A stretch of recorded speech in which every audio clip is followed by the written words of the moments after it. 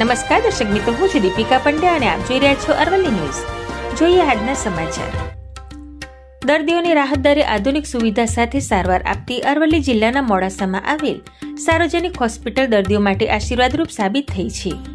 ત્યારે સેવા સંઘ સાર્વજનિક હોસ્પિટલ ટ્રસ્ટ સંચાલિત ડોક્ટર જસવંતલાલ દામોદરદાસ તલાટી સાર્વજનિક કોલેજ ઓફ નર્સિંગ નલિનીબેન તલાટીના સહયોગથી વિદ્યાર્થીઓના ઉજ્જવળ ભવિષ્ય બનાવવા માટે જીએનએમ અને બીએસસી નર્સિંગ કોર્સનો પ્રારંભ કર્યો છે। સાથે જ નર્સિંગ કોલેજમાં નવીન બનાવેલ સરસ્વતી માતાજી મંદિરની પ્રાણ પ્રતિષ્ઠામાં 51 દીવડાની સમૂહ આરતીમાં દાતાઓ, સાર્વજનિક હોસ્પિટલના ચેરમેન, ટ્રસ્ટીઓ, નર્સિંગ સ્ટાફ સહિત વિદ્યાર્થીઓ ઉપસ્થિત રહીને નવીન મંદિરનું લોકાર્પણ કર્યું હતું। સાર્વજનિક નર્સિંગ કોલેજમાં સરકારના ધારાધોરણ મુજબ નિયત કરેલ કોર્સ ફીમાં અનુભવી સ્ટાફ દ્વારા શિક્ષણ આપવામાં આવે છે। ત્યારે તેનો લાભ લેવા સાર્વજનિક હોસ્પિટલના ચેરમેને જણાવ્યું હતું।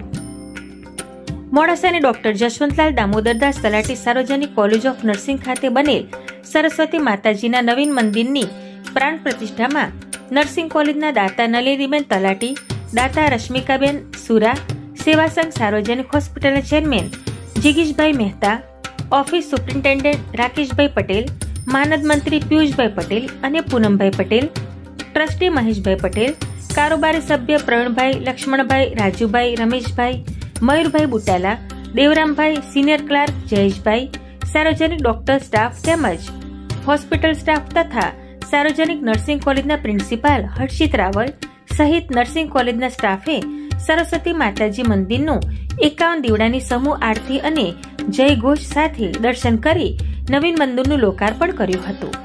વૈભવ રાઠોડ સાથે જોતા રહો અરવલ્લી ન્યૂઝ। નમસ્કાર। જિગીશ મહેતા, ચેરમેન સેવા સંઘ સાર્વજનિક હોસ્પિટલ ટ્રસ્ટ અને નર્સિંગ કોલેજ। મારી સાથે મંત્રી શ્રી પિયુષભાઈ અને મારા કેબિનેટના બધા મેમ્બર્સ। આજે ડૉક્ટર જસવંતલાલ દામોદરદાસ તલાટી સાર્વજનિક કોલેજ ઓફ નર્સિંગ, જે આપણે ખૂબ ટૂંકા સમયમાં અને નલિનીબેન તલાટીના સહયોગથી આખું શરૂ કરી શક્યા છે। એમનું વિઝન એવું છે કે ગુજરાતની સારામાં સારી નર્સિંગ કોલેજ થાય અને એના પરિણામ રૂપે આજે કોલેજની અંદર સરસ્વતી માતાનું મંદિરનું આજે લોકાર્પણ કર્યું છે। સમૂહ આરતી, મહાઆરતી બધા જ વિદ્યાર્થીઓ દ્વારા અને સ્ટાફ તથા અમારા બોર્ડના મેમ્બરો દ્વારા આ આરતીનું આયોજન કરવામાં આવ્યું અને આજે ખૂબ સુંદર મુહૂર્તમાં આજે આ મંદિરનું લોકાર્પણ થઈ રહ્યું છે।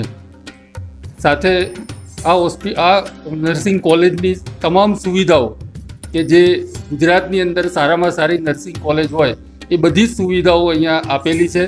ભવિષ્યમાં એક પેરામેડિકલ કેમ્પસ પણ કરવાનું વિચારી રહ્યા છે।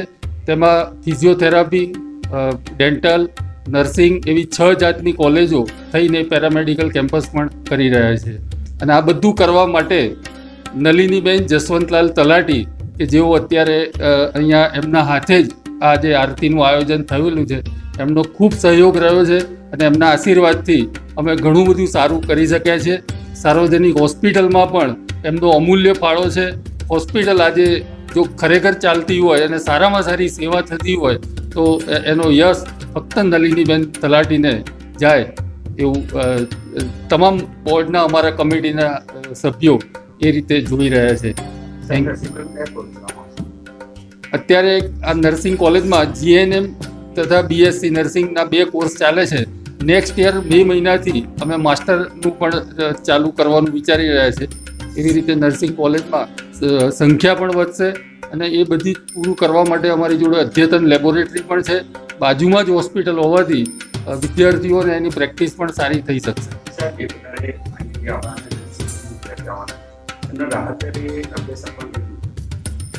અત્યારે સરકાર તરફથી જે ફી નક્કી કરવામાં આવી છે એના સિવાય એક પણ રૂપિયો અમે લેતા નથી અને એ ફી માટે પણ એમણે ભર્યા પછી એમની સબસિડી મળે અને એમના એકાઉન્ટમાં પાછા એમને મળી જાય અને એમને ફ્રી ઓફ ચાર્જ અહીંયા ભણવાનું થાય એવા પ્રયત્નો કરી રહ્યા છે અને થશે ચોક્કસ।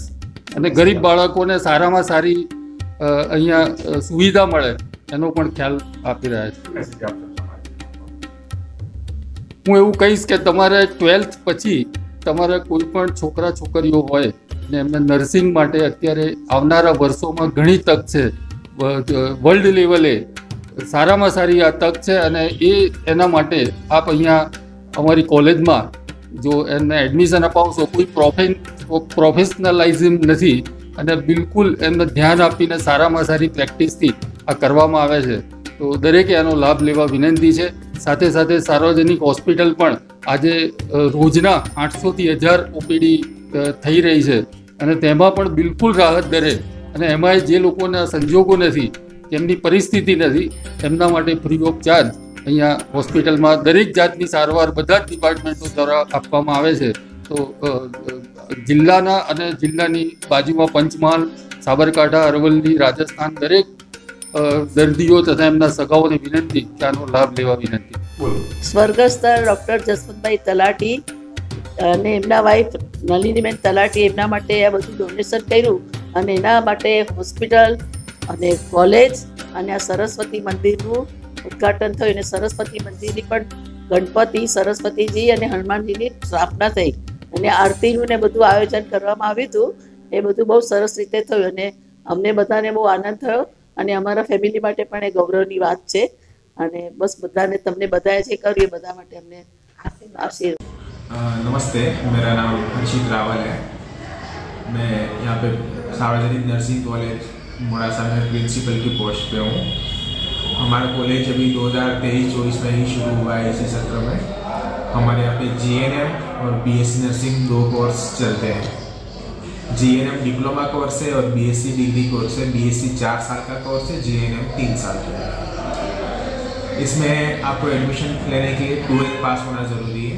GNM में एडमिशन लेने के लिए 12th में कोई भी सब्जेक्ट चलेगी, लेकिन BSc नर्सिंग में एडमिशन लेने के लिए आपको physics, chemistry, biology, science subject को तो एडमिशन दिया जाता है.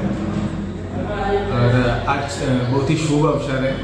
हमारे यहाँ पे सरस्वती माँ, हनुमान जी और गणेश जी की मूर्ति का लोकार्पण किया है, प्राण प्रतिष्ठा करी है. नलिनी बहन जो कि बहुत बड़े डोनर है, हमेशा मदद करते हैं, जब भी बोलो कभी भी वो ना नहीं बोलते हैं. उन्होंने 2.5 लाख का डोनेशन दिया है यहाँ पे. तो आज बहुत ही बड़ा प्रोग्राम रहा, और ये कॉलेज बहुत ही आगे बढ़ेगी और अरवली की नंबर 1 कॉलेज बनेगी, ये मुझे पूरा विश्वास है.